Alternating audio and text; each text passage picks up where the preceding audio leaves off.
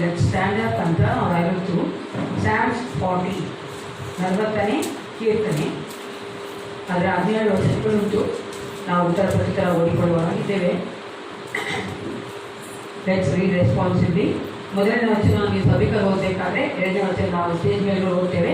ಅದೇ ಥರ 17ನೇ ವಚನ ನಾವು ತಾಯಿ ಎದುರು ಸೇರಿ ಓದುವುದಾಗಿದೆ. ಕೀರ್ತನೆಗಳು 40ನೇ ಕೀರ್ತನೆ ಮೊದಲನೆಯ ವಚನ.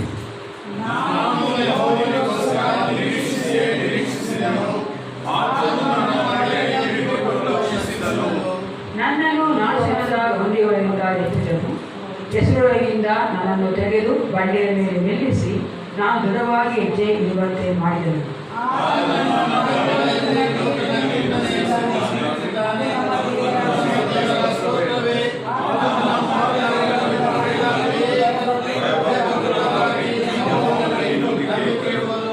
ಯಾವನು ಅಹಂಕಾರಿಗಳಲ್ಲಿಯೂ ಸುಳ್ಳನ್ನು ಹಿಂಬಾಲಿಸುವುದರಲ್ಲಿಯೂ ಸೇರದೆ ಯೆಹೋವನನ್ನೇ ನಂಬುತ್ತಾನೋ ಅವನೇ ಧನ್ಯನು.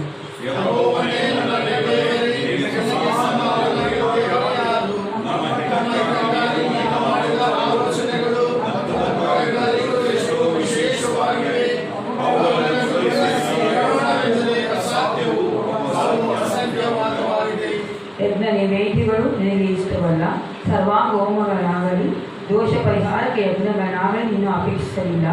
ಆದರೆ ಶ್ರವಣ ಶಕ್ತಿಯ ನನಗೆ ಅನುಗ್ರಹಿಸಿದ್ದಿ.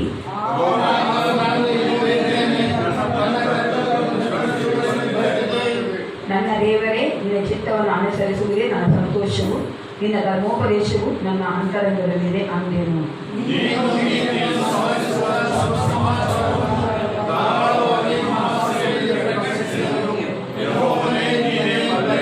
ನಿನ್ನ ನೀತಿ ಸಾಧನೆಯನ್ನು ಮರೆ ಮಾಚಲಿಲ್ಲ, ನಿನ್ನ ನಂಬಿಕೆಯನ್ನು ರಕ್ಷಣೆಯನ್ನು ಪ್ರಸಿದ್ಧಪಡಿಸಿದೆನು.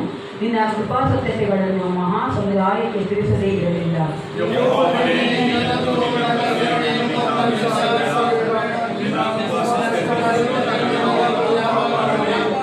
ಯಾಕೆಂದರೆ ಲೆಕ್ಕವಿಲ್ಲದ ಆಪತ್ತುಗಳು ನನ್ನನ್ನು ಸುತ್ತಿಕೊಂಡಿವೆ, ನನ್ನ ಪಾಪಗಳು ನನ್ನನ್ನು ಹಿಂದಕ್ಕೆ ಹಿಡಿಯುತ್ತವೆ. ನನಗೆ ದಿಕ್ಕೇ ತೋರುವುದಿಲ್ಲ, ಅವು ನನ್ನ ತಲೆ ಕೂದಲಿಗಿಂತಲೂ ಹೆಚ್ಚಾಗಿದೆ. ನಾನು ಎದೆಗುಂದಿ ಹೋದೆನು.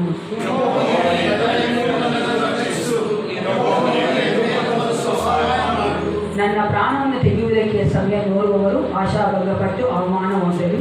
ನನ್ನ ಆಪತ್ತಿನಲ್ಲಿ ಸಂತೋಷಿಸುವವರು ಮಾನಭಂಗದಿಂದ ಹಿಂದಿರುಗಿ ಓಡಲಿ.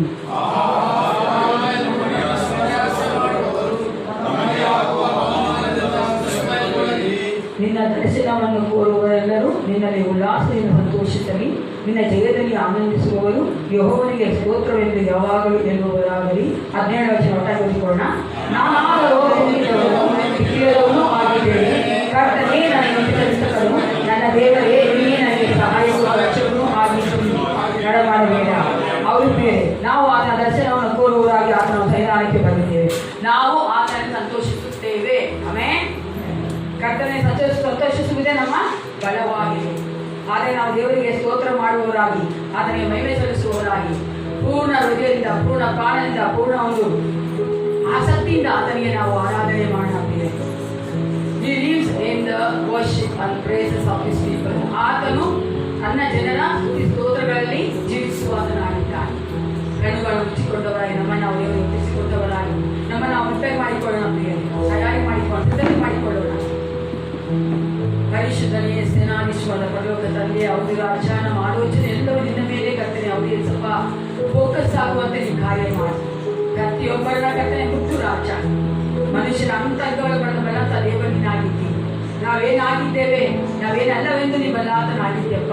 ಪ್ರತಿಯೊಬ್ಬರಲ್ಲಿ ಕಾರ್ಯ ಮಾಡಿ ಅಪ್ಪ. ನಮಗೆ ಕರ್ತನೆ ಅವರು ರಾಜ ಬಲ ಕೊಡು, ನಿನ್ನನ್ನೇ ಆರಾಧಿಸುವಂತೆ, ನಿನ್ನ ಹೃದಯದ ಸಂತೋಷವನ್ನು ಕಾಣುವಂತೆ ಸಪ್ಪ ನೀನು ಕಾರ್ಯ ಮಾಡಿಕೊಳ್ತೇನೆ.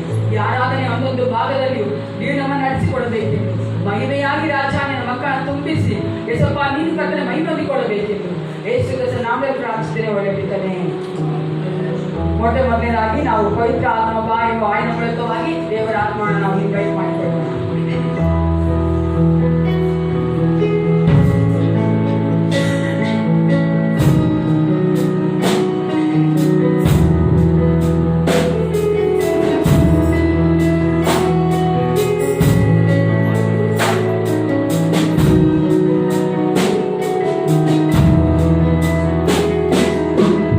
Hey!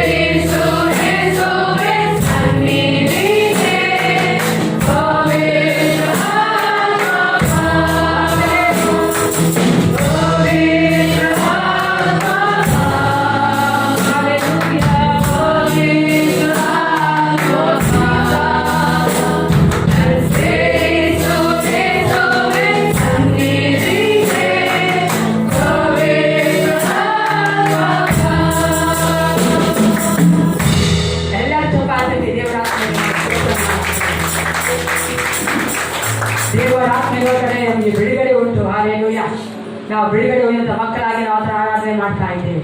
ಎಲ್ಲರೂ ಕುಳಿತುಕೊಂಡವರಾಗಿ ಅಪೊಸ್ತಲರ ಕೃತ್ಯ 3ನೇ ಅಧ್ಯಾಯ 6ರಿಂದ 8ನೇ ವಚನ ಈ ರೀತಿಯಾಗಿ ಹೇಳ್ತಾರೆ. ಆಗ ಪೇತ್ರನು, ಬೆಳ್ಳಿ ಬಂಗಾರವನ್ನು ನನ್ನಲ್ಲಿಲ್ಲ, ನನ್ನಲ್ಲಿರುವುದನ್ನು ನಿನಗೆ ಕೊಡುತ್ತೇನೆ, ನಜರೇತಿನ ಯೇಸುವಿನ ಹೆಸರಿನಿಂದಲೇ ಎದ್ದು ನಡೆದಾಡು ಎಂದು ಹೇಳಿ ಅವನನ್ನು ಬಲಗೈ ಹಿಡಿದು ಎತ್ತಿದನು. ಆ ಕ್ಷಣವೇ ಅವನ ಕಾಲುಗಳಿಗೆ ಅರಳುಗಳಿಗೂ ಬಲ ಬಂತು. ಅವನು ಆಡಿ ನಿಂತು ನಡೆಯುತ್ತಾ ಆಡುತ್ತಾ ದೇವರನ್ನು ಕೊಂಡಾಡುತ್ತಾ ಅವರ ಜೊತೆಯಲ್ಲಿ ದೇವಾಲಯಗಳಿಗೆ ಹೋದನು. ಅದೇ ರೀತಿಯಾಗಿ ಅಪೊಸ್ತಲರ 4:12ನೇ ವಚನ ಹೇಳ್ತದೆ, ಯಾರ ಹೆಸರಲ್ಲಿ ನಮಗೆ ರಕ್ಷಣೆ ಉಂಟಂತೆ? ಜೋರಾಗಿ ಬರಬೇಕಾದ ರಕ್ಷಣೆಯು ಇನ್ನಾರಲ್ಲಿಯೂ ಸಿಗುವುದಿಲ್ಲ. ಆ ಹೆಸರಿಂದಲೇ ಹೊರತು ಆಕಾಶದ ಕೆಳಗೆ ಮನುಷ್ಯರೊಳಗೆ ಕೊಡಲ್ಪಟ್ಟಿರುವ ಬೇರೆ ಯಾವ ಹೆಸರಿಂದಲೂ ನಮಗೆ ರಕ್ಷಣೆ ಆಗುವುದಿಲ್ಲ ಎಂದು ಹೇಳಿದನು. ಅವರು ಬೇರೆ ಯೇಸು ಕ್ರಿಸ್ತರ ನಾಮದಲ್ಲೇ ನಮಗೆ ರಕ್ಷಣೆ, ಯೇಸು ಕ್ರಿಸ್ತರ ನಾಮದಲ್ಲೇ ನಮಗೆ ರಕ್ಷಣೆ ಮಾತ್ರವಲ್ಲ, ಎಲ್ಲಾ ತರವಾದ ಆಶೀರ್ವಾದ, ನಾವು ಬೇಕಾದ ಆರೋಗ್ಯ, ನಮಗೆ ಬೇಕಾದ ಬಿಡುಗಡೆ, ನಮ್ಮನ್ನ ದೇವರು ಕಾಪಾಡುವುದು ಯೇಸು ಕ್ರಿಸ್ತರ ನಾಮದಿಂದಲೇ. ಆದ್ದರಿಂದ ನಾವು ಈ ಒಂದು ಹಾಡಿನ ಆಡಿಕೊಳ್ತಾ ಆದ ನಾಮನ ಮೇಲೆತ್ತುವವರಾಗಿ ನಾವು ಆರಾಧನೆ ಮಾಡಿಕೊಳ್ಳೋಣ.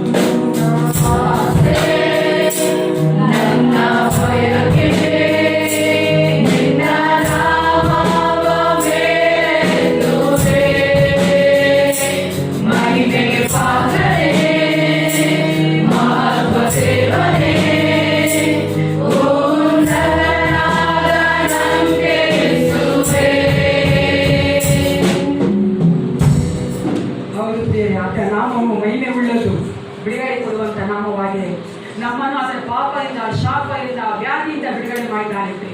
ಈ ಲೋಕದಲ್ಲಿ ನಮಗೆ ಆತ ನಾಮ ಬಿಟ್ಟರೆ ಯಾವ ನಾಮವೂ ಬೇಡ, ನಾಮವೂ ಇಲ್ಲ. ನಾವು ಆತ ನಾಮನ ಅರ್ಥಂತ ಮಕ್ಕಳಾಗಿ ಆತ ಸನ್ನಿಧಾನಕ್ಕೆ ಬರೀತೇವೆ. ಮಹಿಮೆ ಮಹಿಮೆ ನಿನಗೆ ಆರಂಭವಾಗಿ ಆತನಿಗೆ ನಾವು ಸ್ತೋತ್ರ ಮಾಡೋಣ.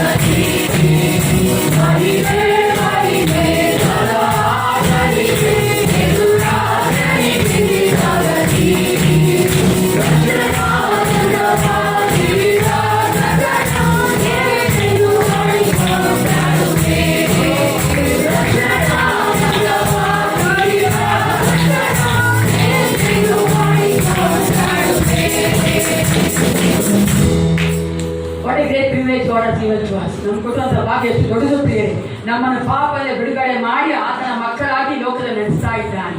ನಮಗೆ ಯಾವ ಗಿಡ್ಡು ಇಲ್ಲ ಪ್ರಿಯ, ನಾವು ಯೇಸು ಕ್ರಿಸ್ತನ ನಾಮದಲ್ಲಿ ನೀತಿವಂತರಾಗಿದ್ದೇವೆ ಅಂತ ಒಂದು ಭಾಗ್ಯವನ್ನು ಕೊಡಲಿಕ್ಕೆ ಯೇಸು ಕ್ರಿಸ್ತ ನನಗಾಗಿ ಆ ಶಿಲುಬೆ ಮೇಲೆ ಸತ್ತನಲ್ಲ. ಎಂತ ದೊಡ್ಡ ಒಂದು ಭಾಗ್ಯ ದೇವರು ನಮಗೆ ಕೊಟ್ಟಿದ್ದಾನೆ. ಎಲ್ಲರ ಚಪಾತಿ ದೇವರಿಗೆ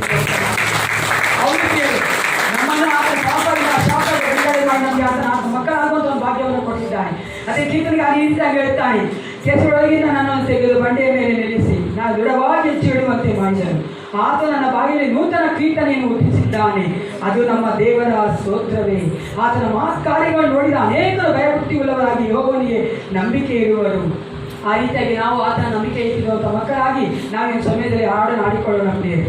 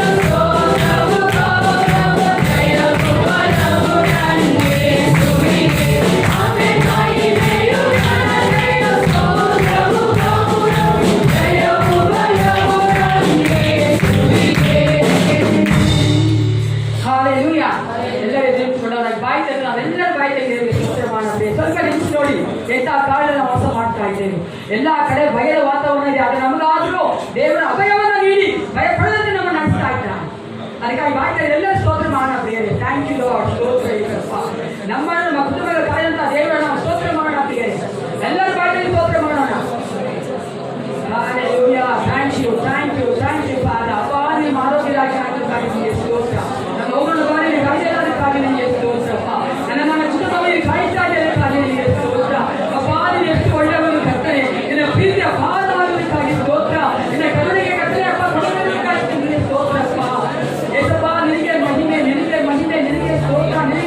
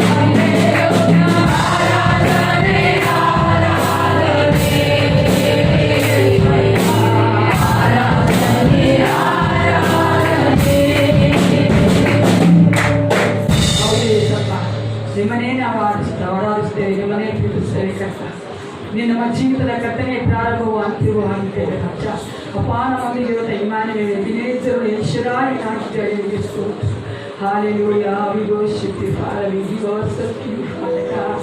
Jesus, you are the Lord of all life. Thank you, Father. This is what I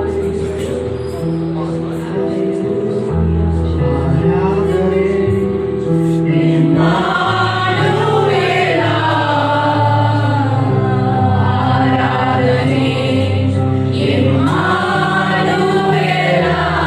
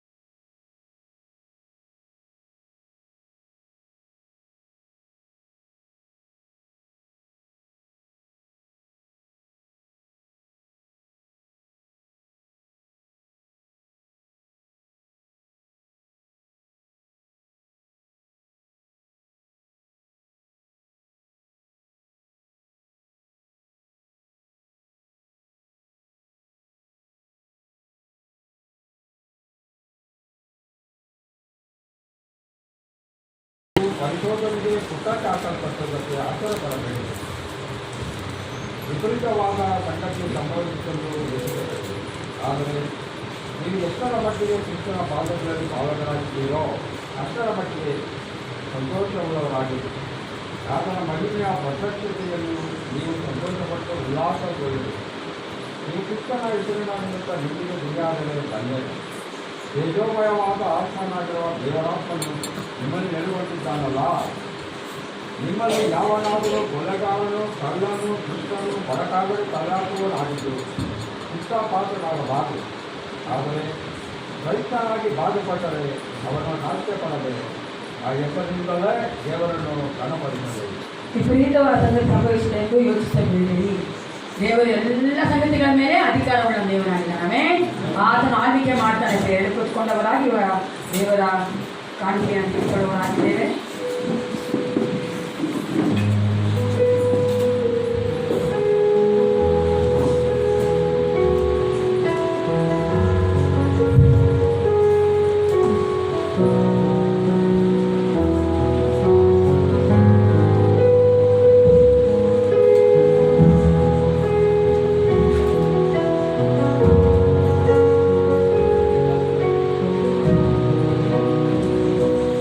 ಅವರಿಗೆ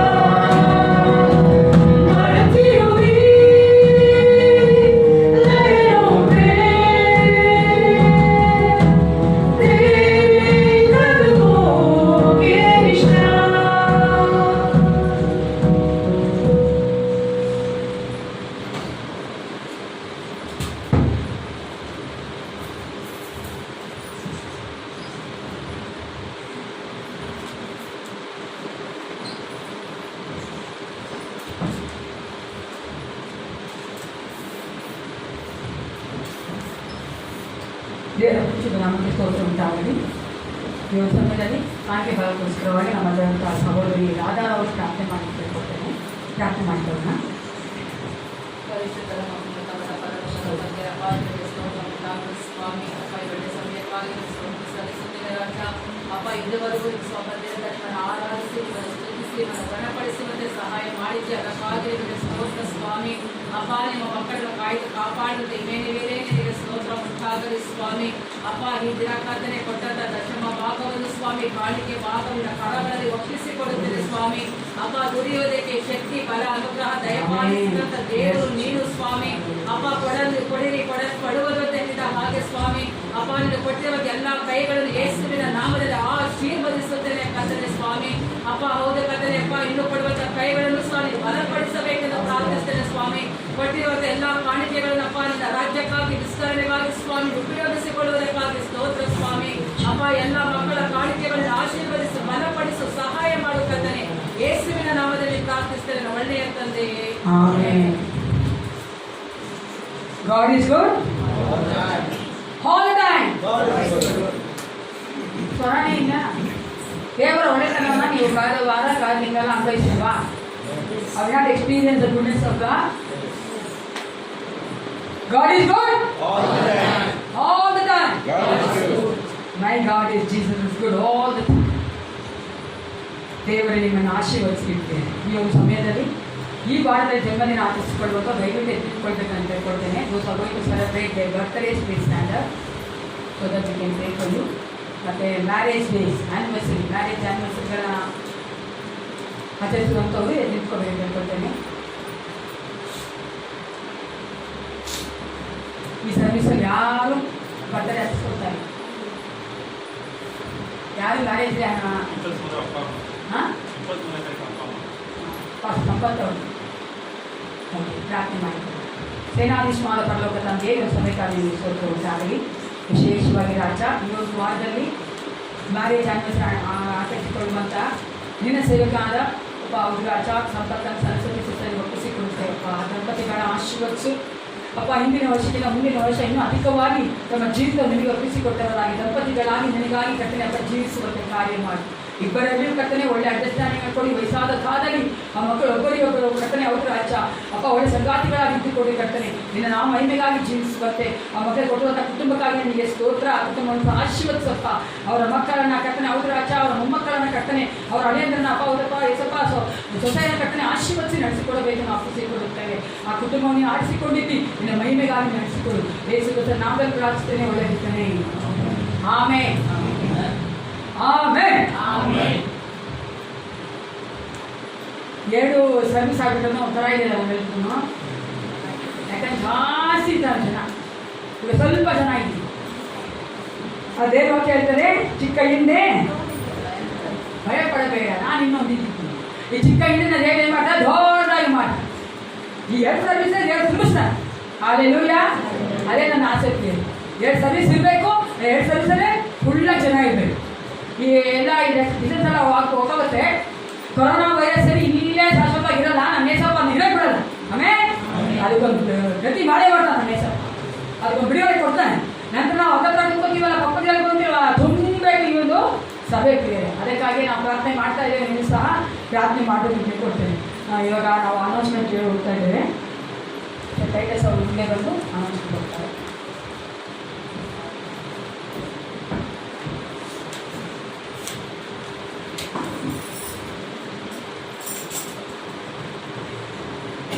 ಈ ವಾರದ ಪ್ರಕಟಣೆಗಳು ಬುಧವಾರ ಸಂಜೆ ಬೈಬಲ್ ಸ್ಟಡಿ ಇರುತ್ತದೆ. ಅದು ಕಮನಹಳ್ಳಿ ಮತ್ತು ಹೊಯ್ಸಳ ನಗರ ಒಂದು ಪ್ರಾಂತ್ಯದಲ್ಲಿ ಬುಧವಾರ ಸಂಜೆ ಬೈಬಲ್ ಸ್ಟಡಿ ಇರುತ್ತದೆ. ಮತ್ತು ಶನಿವಾರ ಸಂಜೆ 7 ಗಂಟೆಗೆ ಹಾಡಿನ ಅಭ್ಯಾಸ ಇರುತ್ತದೆ. ಮತ್ತು ಬರುವ ಭಾನುವಾರ ಬೆಳಗಿನ ಜಾವ 7:30ಕ್ಕೆ ಮೊದಲನೇ ಆರಾಧನೆ ಇರುತ್ತದೆ ಮತ್ತು 9:30ಕ್ಕೆ ಎರಡನೇ ಆರಾಧನೆ ಇರುತ್ತದೆ. ಸೊ ನಿಮಗೆ ಈಗಾಗಲೇ ತಿಳಿಸಿರುವ ಹಾಗೆ ನಿಮಗೆ ಯಾವ ಆರಾಧನೆಗೆ ಬರಬೇಕು ಎಂಬುದಾಗಿ ತಿಳಿಸಿದರೋ ಅದೇ ಆರಾಧನೆಗೆ ನೀವು ಬರಬೇಕಾಗಿ ನಾನು ಪ್ರೀತಿಯಿಂದ ಕೇಳ್ಕೊಳ್ತೇನೆ. ಮತ್ತು ವಿಶೇಷವಾಗಿ 2 ಅನೌನ್ಸ್ಮೆಂಟ್ ಇದೆ.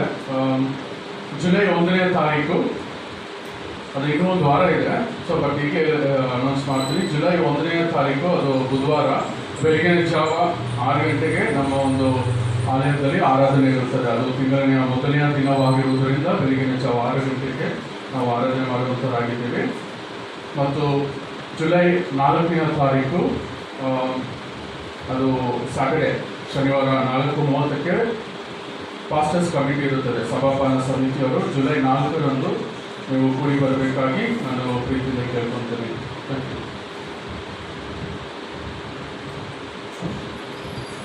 ಚಿಕ್ಕ ಆ್ಯಡಿಂಗು 4:30 ಬೆಳಿಗ್ಗೆ ಅಲ್ಲ, 4:30 ಸಾಯಂಕಾಲ.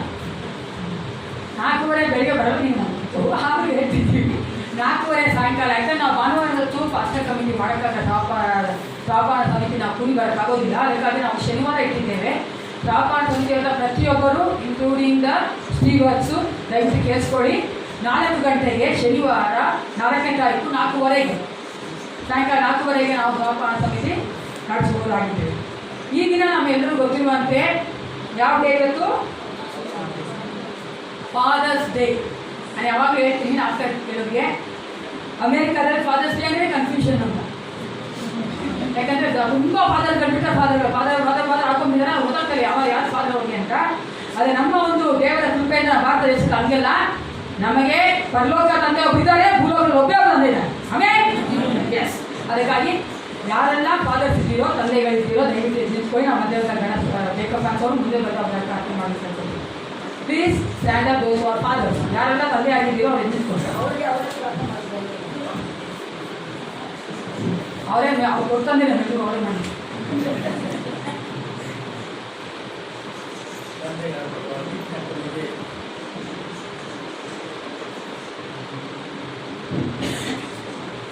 ತಂದೆಗಳ ಪರವಾಗಿ ಕರ್ತನಿಗೆ ನಾವು ಕೃತಜ್ಞತಾ ಸ್ತುತಿಸುವಂತ ಮಾಡುವಾಗಿ ಪ್ರಾರ್ಥನೆ ಮಾಡಿಕೊಳ್ಳೋಣ.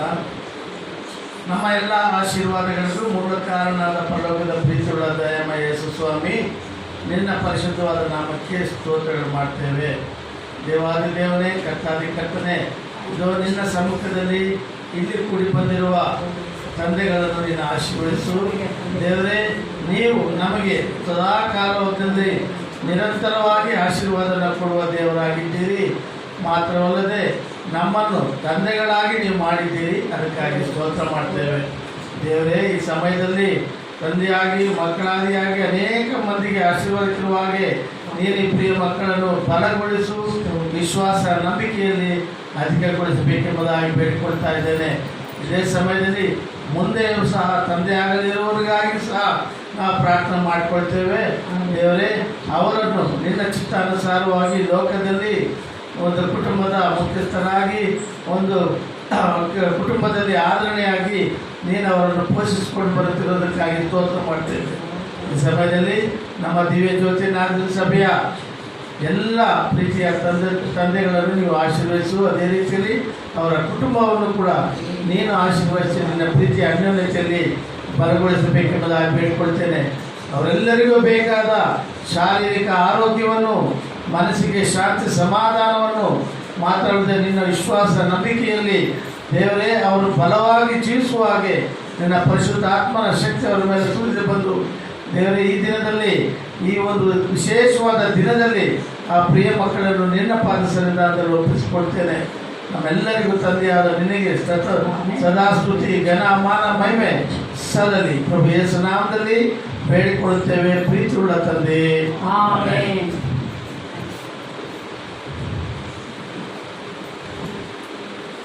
ದೇವರು ಕೊಡದೆ ಯಾವ ಒಂದು ಭಾಗ್ಯವಾಗಲಿ ಒಂದು ಸ್ಥಾನವಾಗಲಿ ನಮ್ಗೆ ಬರೋದಿಲ್ಲ. ಅದು ದೇವರೇ ಕೊಟ್ಟಿರುವಂಥ ಒಂದು ಸ್ಥಾನ. ಈ ಲೋಕದಲ್ಲಿ ನಾವು ತಂದೆಗಳಾಗಿರಬೇಕು, ತಾಯಿ ಆಗಲೇಬೇಕು. ಅದಕ್ಕಾಗಿ ದೇವರಿಗೆ ನಾನು ಸ್ತೋತ್ರಿಸುವುದಾಗಿದ್ದೇನೆ. ಈ ಒಂದು ವಿಶೇಷ ಸಮಯದ ನಮ್ಮ ದೇವರಂತ ಗಿರೀಶ್ ಬ್ರದರ್ ಅವರು ಮುಂದೆ ಬಂದು ಇಂಥ ವಾಕ್ಯವನ್ನು ಹಂಚೋಣ.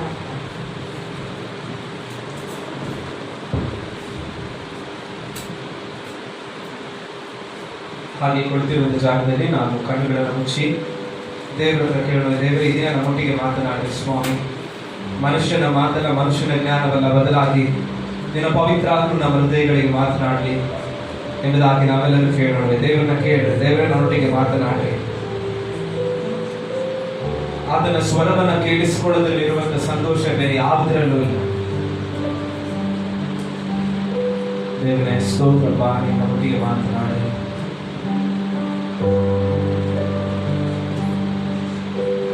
ಯೇಸುವೇ ನನ್ನೇಸುವೇ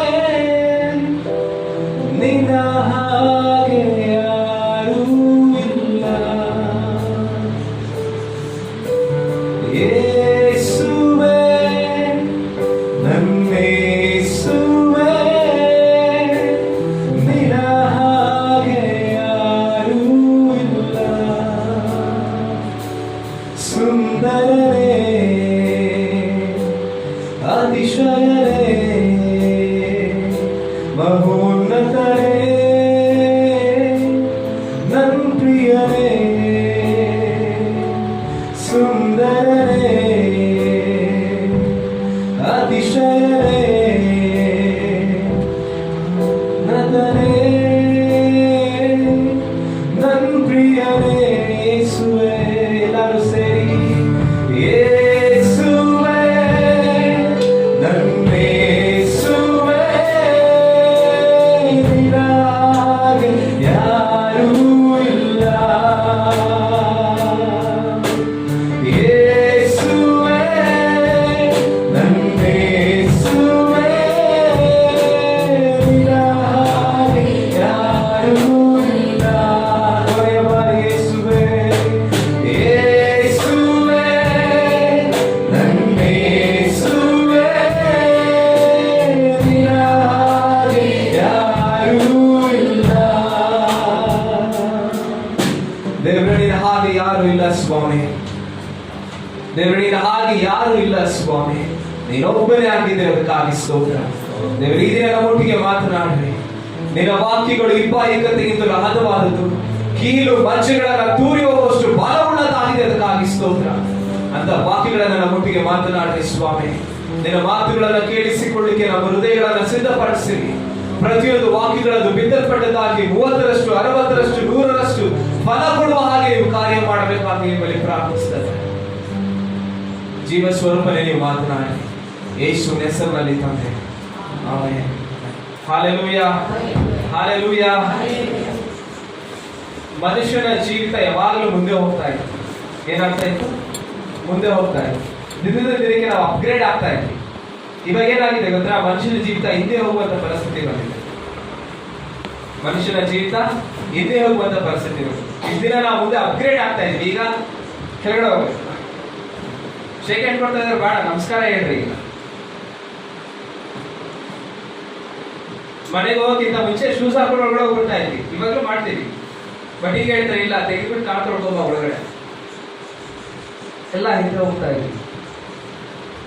ಇವತ್ತು ಅನೇಕ ಜನರ ಜೀವಿತಗಳಲ್ಲಿ ಆ ಹಿಂದೆ ಹೋಗುವಂತ ಸ್ವಭಾವವನ್ನ ಹೊಂದಿಕೊಳ್ಳಿಕ್ಕೆ ಆಗ್ತಾ ಇಲ್ಲ, ಅಥವಾ ಅದನ್ನ ಕರಗತ ಮಾಡ್ಕೊಳ್ಳಿಕ್ಕೆ ಆಗ್ತಾ ಇಲ್ಲ. ಕ್ರೈಸ್ತಿಯ ಜೀವಿತದಲ್ಲಿ ಕೂಡ ಕೆಲವೊಂದ್ಸರಿ ನಾವು ಹಿಂದೆ ತಿರುಗಿ ನೋಡ್ಬೇಕು. ಎಲ್ಲ ಹಿಂದೆ ತಿರುಗಿ ನೋಡ್ಬೇಕು. ಸರಿ, ಯಾರಿಂದ ಹಿಂದೆ ತಿರುಗಿ ನೋಡ್ರಿ. ಯಾರಿಂದ ನೋಡ್ರಿ? ಅವ್ರಿಗೊಂದು ಸ್ಮೈಲ್ ಕೊಡ್ರಿ. ಹಿಂದೆ ಯಾರಿಲ್ವಾ? ನಮ್ಮ ಕ್ರೈಸ್ತಿಯ ಜೀವನದಲ್ಲಿ ನಾವೇನ್ ಮಾಡ್ಬೇಕು? ಒಂದ್ಸರಿ ಹಿಂದೆ ತಿರುಗಿ ನೋಡ್ಬೇಕು. ಹಿಂದೆ ತಿರುಗಿ ನೋಡಿದಾಗಲೇ ನಾವು ಮಾಡುವಂತ ಅನೇಕ ತಪ್ಪುಗಳು ನಮ್ಗೆ ಅರಿವಾಗುತ್ತೆ. ಅನೇಕ ಕಾರ್ಯಗಳ ನಮ್ಮ ಆತ್ಮಿಕ ಜೀವಿತವನ್ನ ಬೆಳವಣಿಗೆ ಆಗದ ಹಾಗೆ ಮಾಡುವಂತ ಕಾರ್ಯಗಳನ್ನ ನಾವು ಅರ್ಥಕೊಳ್ಳಿಕ್ಕಾಗುತ್ತೆ. Hallelujah, hallelujah. ಇದೇ ನಾವು ವಾಕ್ಯ ಓದ್ಕೊಳ್ಳೋಣ. ಅಪೊಸ್ತಲರ ಕೃತಿಗಳು ಅದರ 3ನೇ ಅಧ್ಯಾಯ 19ನೇ ವಚನ. ಯಾರಾದ್ರೂ ಓದ್ರಿ. ಅಪೊಸ್ತಲರ ಕೃತಿಗಳು 3ನೇ ಅಧ್ಯಾಯ 19ನೇ ವಚನ. ಆದ್ದರಿಂದ ದೇವರು ನಿಮ್ಮ ಪಾಪಗಳನ್ನು ಅಳಿಸಿಬಿಡುವ ಹಾಗೆ ನೀವು ಪಶ್ಚಾತ್ತಾಪಪಟ್ಟು ಆತನ ಕಡೆಗೆ ತಿರುಗಿಕೊಳ್ಳಿ. ತಿರುಗಿದರೆ ದೇವರ ಸನ್ನಿಧಾನದಿಂದ ವಿಶ್ರಾಂತಿ ಕಾರ್ಯಗಳು ಒದಗಿ ಆತ ನಿಮಗೆ ನೇಮಕವಾಗಿ ಕ್ರಿಸ್ತನಾದ ಯೇಸುವನ್ನು ಕಳುಹಿಸಿಕೊಂಡನು. ಇಲ್ಲಿ ವಾಕ್ಯ ಹೇಳ್ತದೆ, ಆದ್ರಿಂದ ದೇವರು ನಿಮ್ಮ ಪಾಪಗಳನ್ನು ಅಳಿಸಿ ಬಿಡುವ ಹಾಗೆ ನೀವು ಪಶ್ಚಾತ್ತಾಪಪಟ್ಟು ಆತನ ಕಡೆಗೆ ತಿರುಗಿಕೊಳ್ಳಿರಿ. ಮನುಷ್ಯನ ಜೀವನದಲ್ಲಿ 2 ಕಾರ್ಯ ಮಾಡಲಿಕ್ಕೆ ಅವನು ತುಂಬಾ ಧೈರ್ಯ ಬೇಕು. ಯಾವ್ದು ಹೇಳಿ ನೋಡೋಣ. ಮನುಷ್ಯನ ಜೀವನದಲ್ಲಿ ಅವ್ನು 2 ಕಾರ್ಯ ಮಾಡ್ಬೇಕು. ಅದನ್ನ ಮಾಡ್ಬೇಕಂದ್ರೆ ಸಿಕ್ಕಾಪಟ್ಟೆ ಧೈರ್ಯ ಇರಬೇಕು. ಆಗ ಮಾತ್ರ ಅದನ್ನ ಮಾಡ್ಲಿಕ್ಕೆ ಸಾಧ್ಯ. ಯಾವ್ದು ಬೇರೆ? ನಾನು ಹೇಳ್ತಾರೆ ನಿಮ್ಗೆ ಕೇಳಿಸ್ತಾ ಇದೆಯಾ? ಇಲ್ಲ ಕ್ಲಾಸ್ ಅರ್ಥ ಆಗಿದೆಯಾ? ಇಲ್ಲ ಕೇಳಿಸ್ತಾ ಇದೆ. ಅವಾಗ ಹೇಳ್ರಿ. ಏನ್ ತುಂಬಾ ಮಾಡ್ಬೇಕಾದ್ರೆ ತುಂಬಾ ಧೈರ್ಯ ಬೇಕು ನಿಮ್ಗೆ. ಅದೇನದು ಯೋಚನೆ ಮಾಡಿ. ಏನಿರ್ಬೋದು? ಮೊದಲನೇದು ನಾನು ತಪ್ಪು ಮಾಡಿದ್ದೀನಿ ಅಂತ ಒಪ್ಕೊಳ್ಳೋದು. ಎರಡನೇದು ನಾನು ತಪ್ಪು ಮಾಡೋದಕ್ಕೆ ಪಶ್ಚಾತ್ತಾಪ ಪಡೋದು. ಇವತ್ತು ನಾವು ಎಷ್ಟು ಜನ ನಾನು ತಪ್ಪು ಮಾಡಿದೀನಿ ಅಂತ ಒಪ್ಕೊಳ್ಳಿ ಸಿದ್ಧವಾಗಿದ್ದೀವಿ ನಾವು.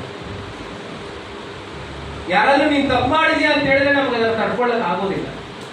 ಅದನ್ನ ಒಪ್ಕೊಳ್ಳಿಕ್ಕೆ ದೊಡ್ಡ ಧೈರ್ಯ ಬೇಕು, ಅದನ್ನ ಸರಿ ಮಾಡ್ಕೊಳ್ಳಿಕ್ಕೆ ದೊಡ್ಡ ಧೈರ್ಯ ಬೇಕು. ಇಲ್ಲಿ ವಾಕ್ಯ ಹೇಳ್ತದೆ, ಪಶ್ಚಾತ್ತಾಪಪಟ್ಟು ಅದರ ಕಡೆಗೆ ತಿರುಗಿಕೊಳ್ಳಿರಿ. ಈ ದಿನ ನಾನು ನಿಮ್ಮೊಟ್ಟಿಗೆ ಮಾತನಾಡುವಂತ ವಿಷಯ repent and restore to be refreshed.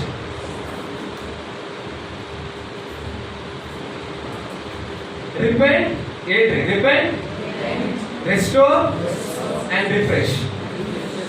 ಕ್ರೈಸ್ತಿಯ ಜೀವನದಲ್ಲಿ 3 ಕಾರ್ಯಗಳು ತುಂಬಾ ಮುಖ್ಯ. ನಾವು ಅನೇಕ ಬಾರಿ ಅನ್ಕೊಂತೀವಿ, ನಾವು ದೇವರ ಚಿತ್ತ ತಿಳ್ಕೊಳ್ಳೋದು ಹೇಗೆ, ಅದು ನಾವು ಆತ್ಮಿಕವಾಗಿ ಬೆಳೆಯೋದು ಹೇಗೆ, ಅಥವಾ ನಮ್ಮ ಜೀವಿತಗಳಲ್ಲಿ ನಾವು ಇರೋದು ಸರಿಯಾಗಿದ್ದೀವ ನಾವು ಅನ್ನುವಂಥ ಎಲ್ಲ ಪ್ರಶ್ನೆಗೆ ಈ 3 ಪದ ನಮ್ಗೆ ಉತ್ತರ ಸಿಗುತ್ತೆ. ದೇವರ ಸನ್ನಿಧಿಗೆ ಬಂದಾಗ ಈ 3 ಕಾರ್ಯಗಳನ್ನ ನಾವು ಮಾಡಬೇಕು. ಮೊದಲನೇದು ರಿಪೆಂಟ್ ಆಗಬೇಕು, ಪಶ್ಚಾತ್ತಾಪ ಪಡಬೇಕು. ಎರಡನೇದು ರೆಸ್ಟೋರ್ ಆಗಬೇಕು, ಅದನ್ನ ತಿರ್ಗಾ ಸಂಧಾನ ಪಡಿಸ್ಕೊಳ್ಬೇಕು. ಮೂರನೇದು ರಿಫ್ರೆಶ್ ಆಗಬೇಕು. ಎಷ್ಟು ಜನ ನಿಮ್ ಫೋನ್ ರೀಸೆಟ್ ಮಾಡಿದ್ದೀರಾ? ಕೈ ಎತ್ತಿ. ಎಷ್ಟು ಜನ ನಿಮ್ ಫೋನ್ ರೀಸೆಟ್ ಮಾಡಿದ್ದೀರಾ? ಯಾಕೆ ರೀಸೆಟ್ ಮಾಡಿದ್ರಿ? ಯಾಕೆ ರೀಸೆಟ್ ಮಾಡಿದ್ರಿ? ಒಂದು ಸ್ಲೋ ಆಗಿರುತ್ತೆ, ಆಮೇಲೆ ವೈರಸ್ ಇರುತ್ತೆ, ಹ್ಯಾಂಗ್ ಆಗುತ್ತೆ. ನಮ್ಮ ಆತ್ಮಿಕ ಜೀವನದಲ್ಲಿ ಕೂಡ ಕೆಲವು ಸಮಯದಲ್ಲಿ ನಾವು ರೀಸೆಟ್ ಆಗ್ತೇವೆ. ಅದು ಹೇಗಾಗೋದು? ಆಗ ಮಾತ್ರ ನಮ್ಮ ಜೀವಿತಗಳಲ್ಲಿ ನಾವು ರಿಫ್ರೆಶ್ ಆಗಕ್ಕಾಗುತ್ತೆ. ಏನಾಗುತ್ತೆ? ರಿಫ್ರೆಶ್ ಆಗಕ್ಕಾಗುತ್ತೆ. ಈಗ ನಾವು ನೋಡೋಣ, ಈ ವಚನದಲ್ಲಿ ಇಂಗ್ಲಿಷ್ ಅಲ್ಲಿ ಹೇಳ್ತದೆ, repent therefore and be converted that your sins may be blotted out when the time of refreshing shall come from the presence of the Lord.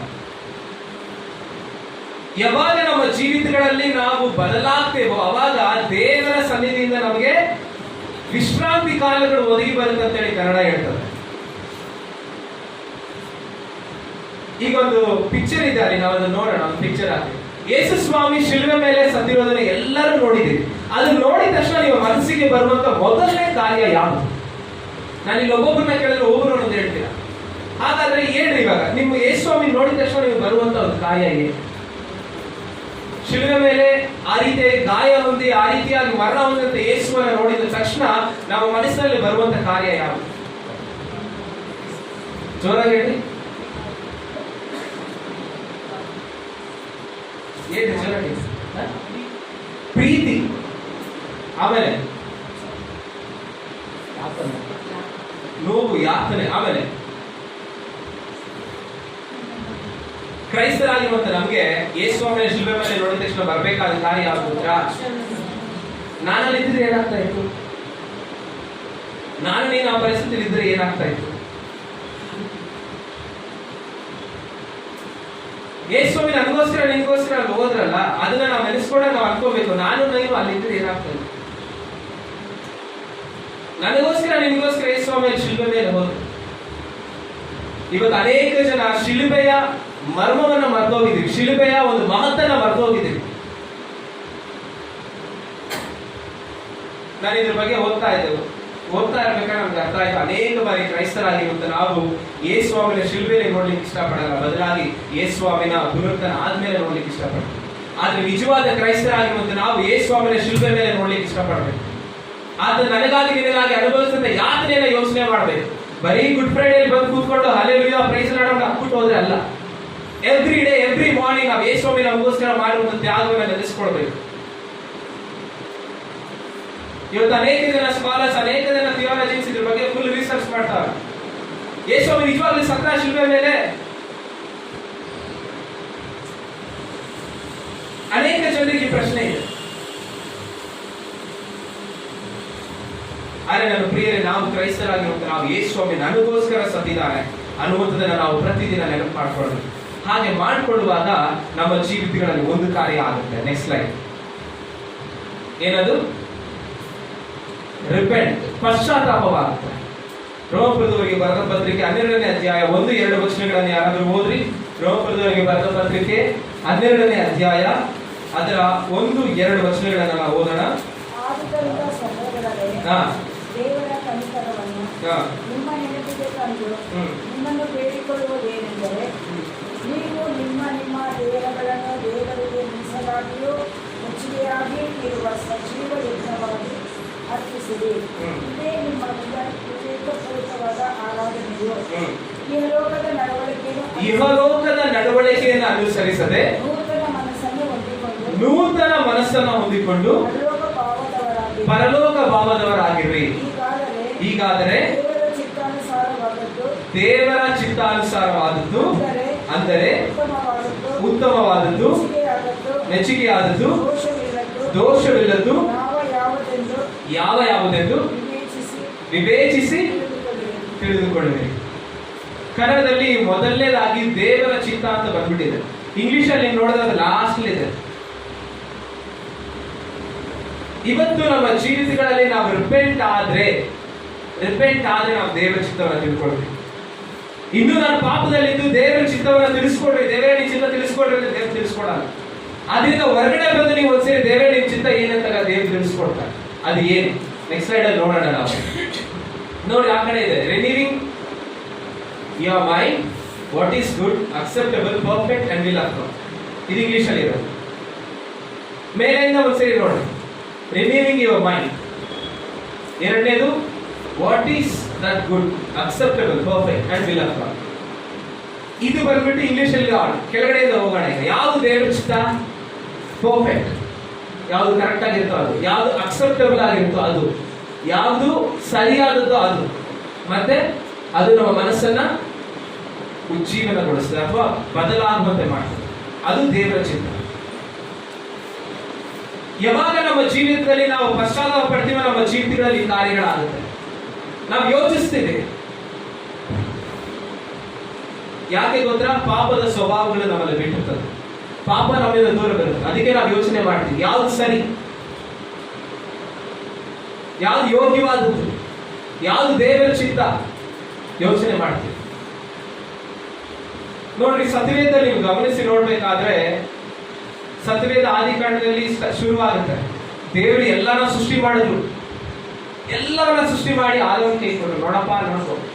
ಅವನು ಅದನ್ನ ನೋಡ್ಕೊಳ್ಲಿಕ್ಕೆ ಆಗಲಿಲ್ಲ. ಅದೇ ರೀತಿ ಮುಂದಕ್ಕೆ ಬಂದ್ರೆ 8 ಅಧ್ಯಾಯಗಳು ಬರೀ ಫೇಲ್, ಎಲ್ಲಾದ್ರೂ ಬಿಡೋದೆ. ಅಲ್ಲಿ ನೋಹನ ಒಂದು ಕಥೆ ನಾವು ನೋಡ್ಬೇಕಾದ್ರೆ ಹೇಳಿದ್ರೆ, ದೇವರು ಮನುಷ್ಯರನ್ನ ಸೃಷ್ಟಿ ಮಾಡಿದಾಗ ಏನ್ ಮಾಡಿದ್ರೆ ಪಶ್ಚಾತ್ತಾಪ. ಇವತ್ತು ಕ್ರೈಸ್ತರಾಗಿರುವಂತ ನಮ್ಮ ಜೀವಿತಗಳಲ್ಲಿ ದೇವರನ್ನ ನೋಡಿ ಪಶ್ಚಾತ್ತಾಪ ಪಡ್ತಾರೆ.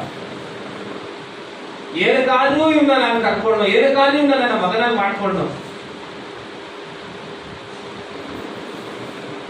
ನನ್ನ ಪ್ರೀತಿಯ ದೇವ್ರ ಜನರ ನಾವು ಪ್ರಶ್ನೆ ಮಾಡ್ಕೊಳ್ಳೋಣ. ದೇವರು ಬರುವಂತ ಕಾಲ ಹತ್ರ ಆಗಿ ಯೇಸುವೆ ಬಂದ್ರೆ ಇವತ್ತು ನಾನು ಯೇಸುವ ಮುಂದೆ ನಿಂತ್ಕೊಳ್ಳಿಕ್ಕೆ ಯೋಗ್ಯನಾ? ಪ್ರತಿದಿನ ಈ ಪ್ರಶ್ನೆ ನಾವು ಕೇಳ್ಕೊಳ್ಬೇಕು. ಬೆಳಗ್ಗೆ ಎದ್ದಾಗ ಅಥವಾ ರಾತ್ರಿ ಮಲಗಬೇಕಾದ್ರೆ, ಇವತ್ತು ನಾನು ಮಾಡಿರುವಂತಹ ಕಾರ್ಯಗಳು ಈ ದಿನ ರಾತ್ರಿ ಯೇಸುಸ್ವಾಮಿ ಬರೋದಾದ್ರೆ ನಾನು ಯೇಸುವ ಮುಂದೆ ನಿಂತ್ಕೊಳ್ಳೋಕ್ಕಾಗತ್ತಾ? ಆ ಕೇಳ್ಕೊಳ್ಳುವಾಗ ನಮ್ಮ ಜೀವಿತಗಳಲ್ಲಿ ಬದಲಾವಣೆ ಆಗುತ್ತೆ. ದೇವರು ಬದಲಾವಣೆಯನ್ನು ನೋಡ್ಲಿಕ್ಕೆ ಇಷ್ಟಪಟ್ಟರು. ಅದಕ್ಕೆ ಆದಾಮನ್ನ ಕೂಡ ದೇವರು ಕ್ಷಮಿಸಿ, ಅವಳನ್ನ ಕೂಡ ದೇವರು ಕ್ಷಮಿಸಿ ಅವ್ರಿಗೆ ಇನ್ನೊಂದು ಜೀವಿತ. ಜನರು ಪಾಪ ಮಾಡ್ತಿದ್ದಾಗಲೂ ದೇವರು ನೋವನ್ನ ಆಯ್ಕೆ ಮಾಡ್ತಾರೆ. ಹಾಗಾದ್ರೆ ಜನರು ಸುಮ್ಮನೆ ಆದ್ರೆ ಇಲ್ಲ,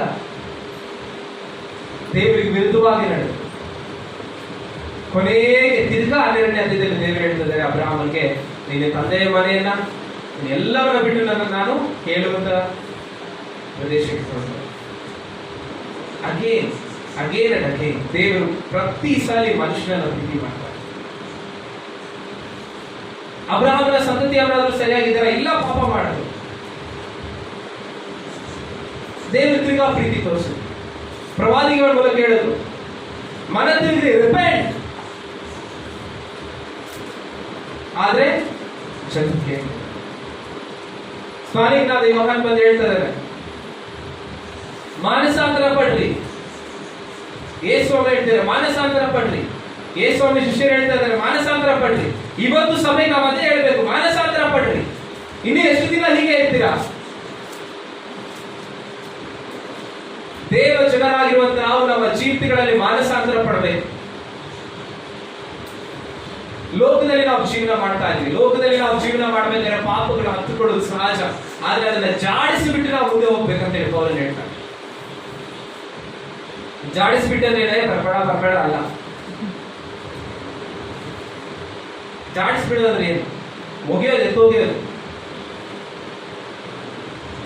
ಇವತ್ತು ಆ ರೀತಿಯಾದ ಜೀವಿತ ನಮ್ಮಲ್ಲಿ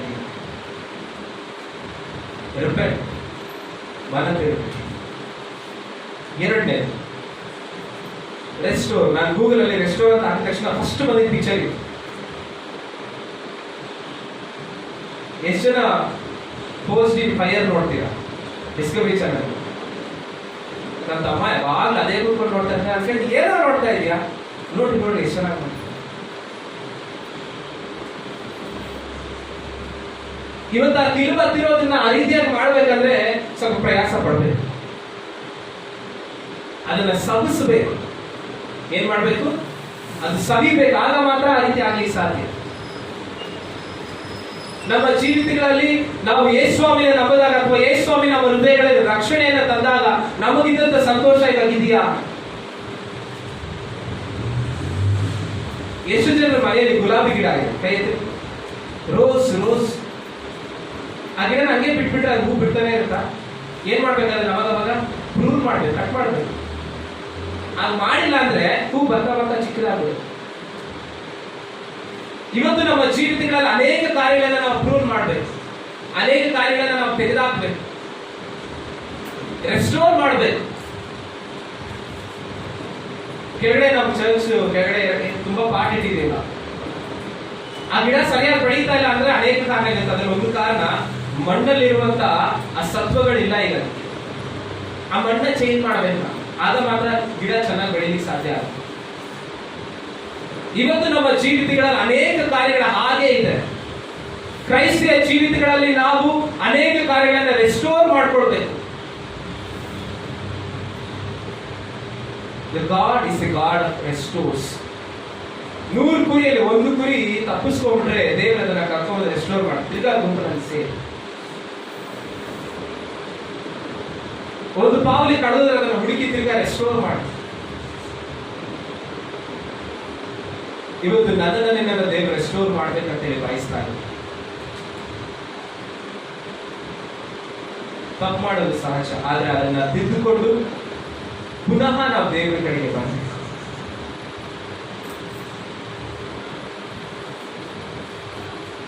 ಯೇಸು ಸ್ವಾಮಿಯ ಮರಣದ ಬೆಲೆ ಎಷ್ಟು ಜನಕ್ಕೆ ಗೊತ್ತಿದೆ?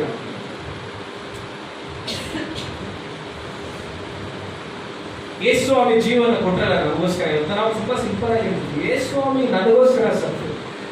Do you know the value of death?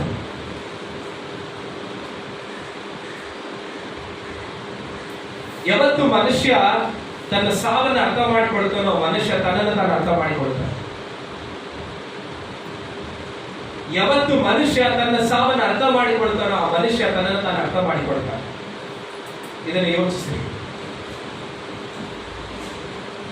ಇವತ್ತು ನಿಮ್ಮ ಸಾವಿನ ಬಗ್ಗೆ ನೀವು ಯೋಚನೆ ಮಾಡಿಲ್ಲ ಅಥವಾ ನಿಮ್ಮ ಸಾವನ್ನ ನೀವು ಅರ್ಥ ಮಾಡ್ಕೊಂಡಿಲ್ಲ ಅಂದ್ರೆ ನಿನ್ನನ್ನ ನೀನು ಅರ್ಥ ಮಾಡ್ಕೊಳ್ಳಿಕ್ಕೆ ಕಷ್ಟ.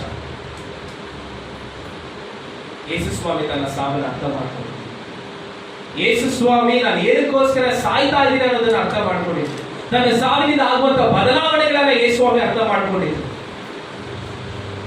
ಆತನ ಪ್ರೀತಿ ಆತನ ಸಾವಿನಲ್ಲಿ ವ್ಯಕ್ತವಾಯಿತು. ಆ ಸಾವನ್ನ ನಾವಿವತ್ತು ನೆನೆಸಿ ನೋಡೋಣ. ನಮಗೆ ಆಶೀರ್ವಾದ ಬೇಕು, ನನಗೆ ಸಂತೋಷ ಬೇಕು. ಬೇರೆಯವರು ಹೇಗಾದ್ರಿ ಇನ್ನು ಎಷ್ಟು ದಿನ ನಾವು ಹೀಗೆ ಇರ್ತೀವಿ? ನನ್ನ ಫ್ರೆಂಡ್ ಹತ್ರ ನಾನು ಮಾತಾಡ್ಬೇಕಾದ್ರೆ ನಾನು ಹೇಳಿದೆ ಇನ್ನೂ ಓದ್ಬೇಕು, ನಾನು ಇನ್ನೂ ಬೆಂಗಳೂರು ಕಾಲೇಜ್ ಹೋಗ್ಬೇಕು. ಅವನೊಂದು ಮಾತು ಕೇಳಿದ, ಇನ್ನು ಎಷ್ಟು ದಿನ ಓದ್ತಾ ಇರ್ತೀಯಾ? ನೀನು ಓದ್ತಾನೆ ಇದ್ರೆ ಸುವಾರ್ತೆ ಸಾರೋರು ಯಾರು?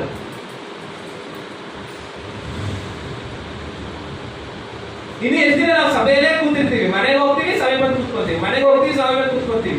ಯಾರು ಹೊರಗಡೆ ಹೋಗಿ ಸುವಾರ್ತೆ ಸಾರೋದು? ನಮಗೆ ಕಂಫರ್ಟಬಲ್ ಆಗಿರೋ ಪ್ಲೇಸ್ ಬೇಕು.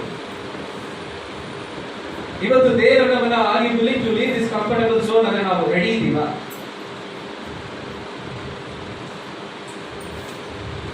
ಇದು ಎಷ್ಟು ದಿನ ನಾವು ಹೀಗೆ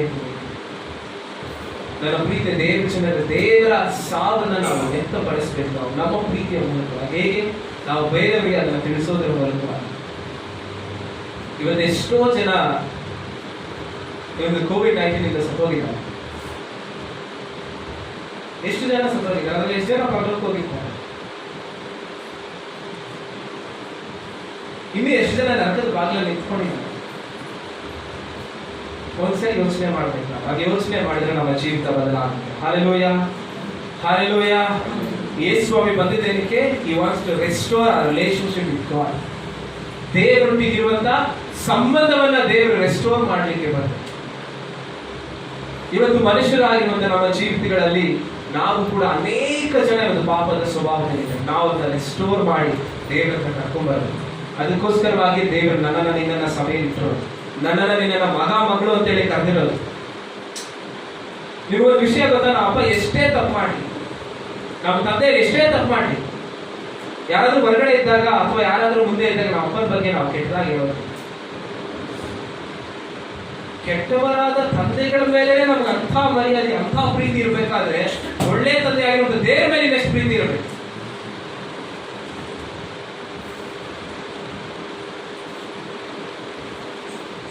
ಯೋಚನೆ ಮಾಡಿ. ನಿಮಗೆ ಎಷ್ಟು ದಿನ ನಾವು ಹೀಗೆ.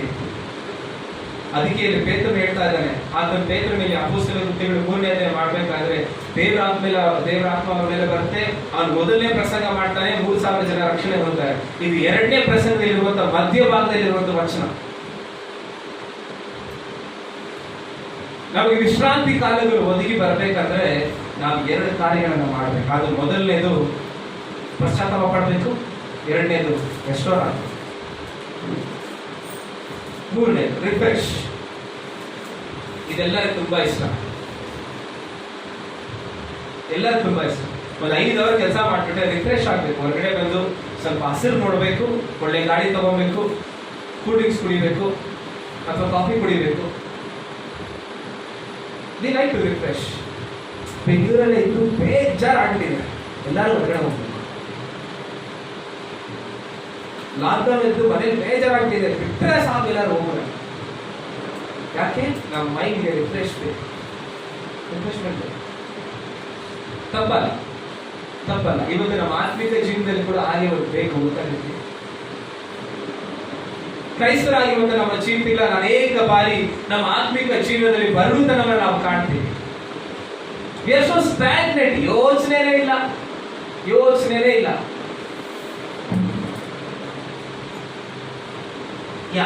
ಯಾರು ಪ್ರಾರ್ಥನೆ ಮಾಡ್ದ ಪರವಾಗಿಲ್ಲ, ವಾಕ್ಯ ಓದ್ತಾ ಇದೆಯಾ ಪರವಾಗಿಲ್ಲ, ಓದೋಣ. ಸಂಡೇ ಭಾಷೆ ಹೇಳ್ತಾರೆ, ಕೇಳಿಸ್ಕೊಳ್ಳೋಣ. ಇಲ್ಲ ಟಿವಿಲಿ ಬರುತ್ತೆ, ತುಂಬಾ ಚಾನಲ್ಸ್ ಇದೆ, ಟಿವಿಲಿ ಬರುತ್ತೆ, ಕೇಳಿಸ್ಕೊಳ್ಳೋಣ. ಅದೆಲ್ಲ ಟೈಮ್ ಇಲ್ಲಪ್ಪ, ನನಗೆ ಬಿಸಿ. ಯಾವ ಬಿಸಿ? ಯೇಸು ಬಿಸಿ ಅನ್ಕೊಂಡಿದ್ರೆ ನನಗೋಸ್ಕರ ನಿನ್ಗೋಸ್ಕರ ಬರ್ತಾನೆ ಇರಲಿಲ್ಲ. ಮಹಾಪದವಿಯನ್ನ ಬಿಡಲೊನ್ನೇನು ನೆನೆಸದೆ ತನ್ನನ್ನು ಬರೆದು ಮಾಡಿಕೊಂಡು ಏನೇ ಮಾಡಿದಂತೆ ಸ್ವಾಮಿ ದಾಸರ ರೂಪವನ್ನು ಧರಿಸಿಕೊಂಡು ನಮ್ಮ ಮಧ್ಯದಲ್ಲಿ ಬಂದರು. ಇವತ್ತು ನಾವು ಯೇಸುವಿನ ಹೊಂದ್ಕೊಂಡಿದ್ದೀವಿ, ಆದರೆ ದಾಸನ ರೂಪ ನನಗೆ ಬೇಡ.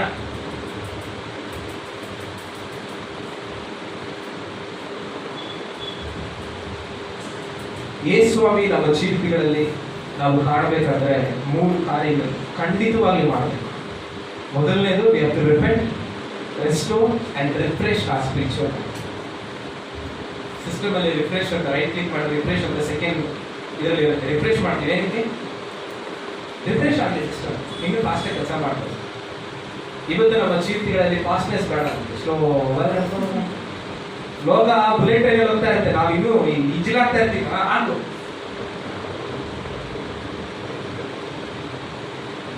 Where are we standing today as a church? ಇವತ್ತು ಸಭೆಯಾಗಿ ನಾವೆಲ್ಲಿ ನಿಂತ್ಕೊಂಡಿದ್ದೀವಿ? Where are we standing as a Christians? ಇವತ್ತು ನಮ್ಮ ಭಾರತ ದೇಶದಲ್ಲಿ ಕ್ರೈಸ್ತರ ಸಂಖ್ಯೆ ಎಷ್ಟು?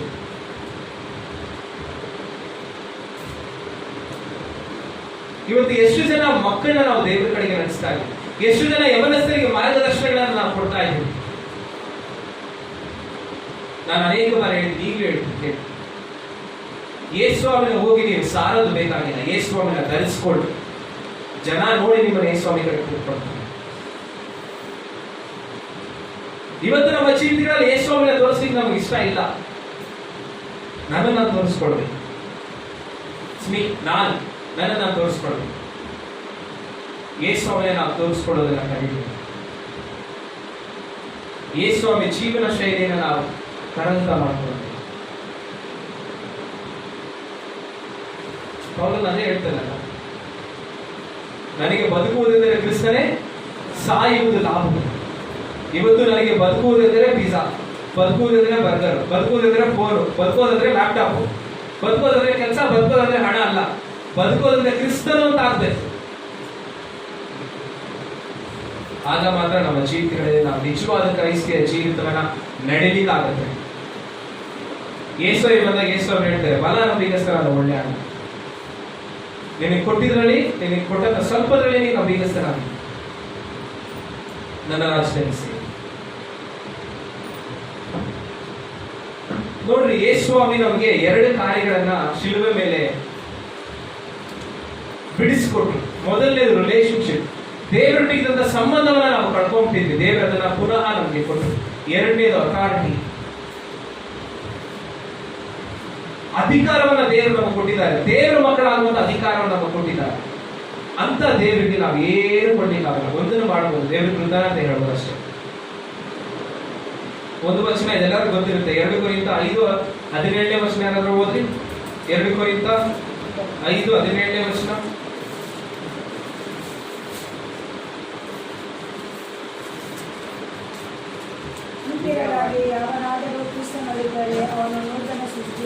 ಹೀಗಿರಲಾಗಿ ಯಾವನಾದರೂ ಕ್ರಿಸ್ತನಲ್ಲಿದ್ದರೆ ಅವನು ಏನಾಗುತ್ತೆ? ನೂತನ ಸೃಷ್ಟಿಯಾದ. ಮುಂದಕ್ಕೆ, ಈಗೋ ಪೂರ್ವ ಸ್ಥಿತಿ ಹೋಗಿ ಎಲ್ಲ ನೂತನವಾಗಿದೆ. ಇದು ದೇವರಿಂದ ಉಂಟಾಯಿತು. ದೇವರಿಂದ ಉಂಟಾದದನ್ನ ನಾವು ಕಾಪಾಡಿಕೊಳ್ಳಬೇಕು. ಕೊನೆಯದಾಗಿ ನಾವು ಒಂದು ವಚನ ಓದ್ಕೊಳ್ಳೋಣ. ರೋಮಪುರದವರ ಬರೆದ ಪತ್ರಿಕೆ 13ನೇ ಅಧ್ಯಾಯ ಅದರ 12ನೇ ವಚನ. ಯಾರಾದ್ರೂ ಗಟ್ಟಿಯಾಗಿ ಹೋದ್ರೆ 13ನೇ ಅಧ್ಯಾಯ 12ನೇ ವಚನ. ರೋಮಪುರದವರಿಗೆ 13ನೇ ಅಧ್ಯಾಯ 12ನೇ ವಚನ.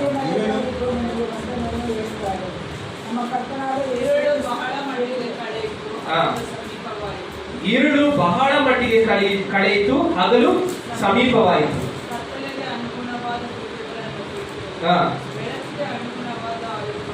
ಕತ್ತಲೆಗೆ ಅನುಗುಣವಾದ ಕೃತ್ಯಗಳನ್ನ ಬಿಟ್ಟು ಬೆಳಕಿಗೆ ಅನುಗುಣವಾದ ಆಯುಧಗಳನ್ನ ಧರಿಸಿಕೊಳ್ಳಿ. ಅದೇ ನಿಜವಾದ ಕ್ರೈಸ್ತಿಯ ಜೀವನ.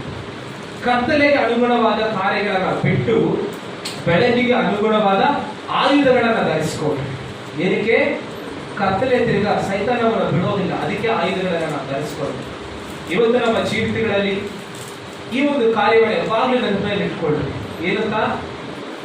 Repent, restore, to be refreshed. ಇದು 3 ಮಾಡಿದಾಗ ನಾವು ಯೇಸುವನ್ನು ಅನುಭವಿಸ್ಬೋದು. ಯೇಸುವೆ ಬಂದಾಗ ಧೈರ್ಯವಾಗಿ ದೇವರೇ ನಾನು ನಿನ್ನ ಮಗ ಅಂತ ಹೇಳಿ ನಿಂತ್ಕೊಂಡು, ಹಾಲೆಲೂಯಾ ಹಾಲೆಲೂಯಾ. ಎಲ್ಲರೆದ್ದು ನಿಂತ್ಕೊಳ್ಳೋಣ, ಎಲ್ಲರೆದ್ದು ನಿಂತ್ಕೊಳ್ಳೋಣ. ಕೇಳಿದಂಥ ವಾಕ್ಯಗಳಿಗೆ ನಾವು ಒಪ್ಪಿಸ್ಕೊಳ್ಳೋಣ.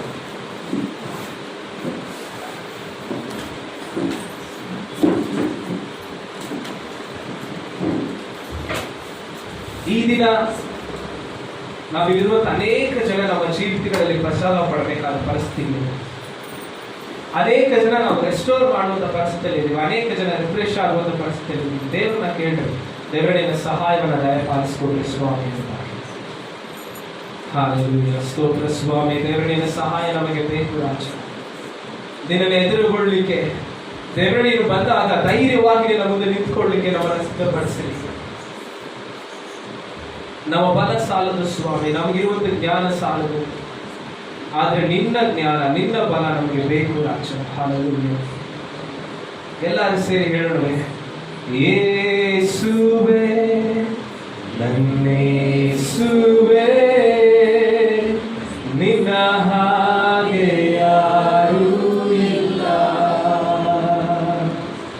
ಯೇಸುವೇ ನನ್ನೇಸುವೇ, ನಿನ್ನ ಹಾಗೆ ಯಾರೂ ಇಲ್ಲ. ಸುಂದರನೇ ಅತಿಶಯನೇ ಮಹೋನ್ನತನೇ ನನ್ನಿಯನೇ ಸುಂದರನೇ ಅತಿಶಯನೇ ಮಹೋನ್ನತನೇ ನನ್ನಿಯನೇ. ಸಭೆಯಾಗಿ ನಿನಗಾಗಿ ನಾವು ಹಂಬಲಿಸ್ತಾ ಇದ್ದೇವೆ ಸ್ವಾಮಿ. ನಮ್ಮ ಜೀವಿತಗಳನ್ನು ಮಾರ್ಪಡಿಸಿ ನಿನ್ನ ಮುಂದೆ ಯೋಗ್ಯರಾಗಿ ನಾವು ಕಾಣಿಸಿಕೊಳ್ಳಿಕ್ಕೆ ನಮಗೆ ಸಹಾಯ ಮಾಡಿ ದೇವರೇ. ಇರುವಂತ ಎಲ್ಲ ಬಲಹೀನತೆಗಳನ್ನ ನ್ಯೂನತೆಗಳನ್ನ ದೇವರ ಪೌದ್ರಾಜ ಕತ್ತಲೆಯ ಕೃತ್ಯಗಳನ್ನ ತೆಗೆದಾಕರಿಸುವ ನೀವು ನಮ್ಮನ್ನು ಶುದ್ಧಿಗೊಳಿಸಲಿ. ನಿನ್ನ ಪವಿತ್ರ ಅಗ್ನಿ ನಮ್ಮನ್ನು ಶುದ್ಧಿಗೊಳಿಸಲಿ ಸ್ವಾಮಿ. ಪವಿತ್ರ ಆತ್ಮನೇ ನಮ್ಮ ಹೃದಯಗಳನ್ನು ಸಿದ್ಧಪಡಿಸಿ ನೀನು ದೇವರ ಮಹಿಮೆ ಹೊಂದಿಕೊಳ್ಳಿ. ಯೇಸುವಿನ ಹೆಸರಿನಲ್ಲಿ ಪ್ರಾರ್ಥಿಸಿ ಬೇಡುತ್ತೇವೆ ತಂದೆ, ಆಮೆನ್. ಕಡೆ ಪ್ರಾರ್ಥನೆ ಮಾಡಿಕೋಣ. ನನ್ನ ಮನವೇ ಸರ್ವೇಗಳಿಯಾದ ನಾಮವನ್ನು ಸ್ತುತಿಸು. ನನ್ನ ಮನವೇ ಆತನು ಮಾಡುವ ಕಾರ್ಯವನ್ನು ನಮ್ಮ ಕರ್ತಾದ ಯೇಸು ಕ್ರಿಸ್ತನ ಕೃಪೆಯು ದೇವರ ಪ್ರೀತಿಯು ಪವಿತ್ರಾತ್ಮ ಅನ್ಯೋನ್ಯತೆಯು ಶಾಂತಿ ಸಮಾಧಾನವು ಸದಾಕಾಲವು ನಮ್ಮೆಲ್ಲರೊಂದಿಗೂ ಇರಲಿ. Amen. Praise the Lord. God bless you.